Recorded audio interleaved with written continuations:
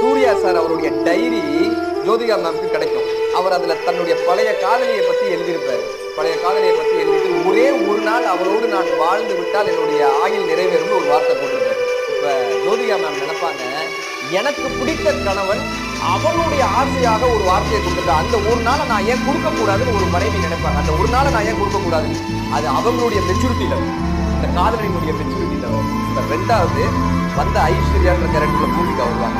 வந்தவங்க ஒரு லெட்டர் மட்டும் கொடுத்து சொல்லுவாங்க.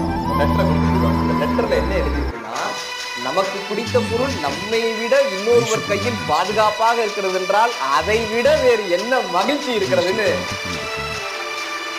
இது இந்த ஐஸ்வர்யான்ற கேரக்டருடைய காதல் மெச்சூரிட்டி.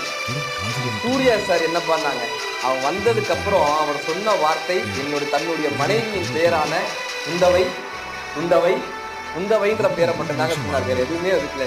இன்னும் ஒரு காதலினுடைய மொத்த படத்தினுடைய சாராம்சம் என்ன தெரியுமா? காதல் தோல்வியுற்றவர்களுக்காக சொல்லப்பட்ட படம். வாடிய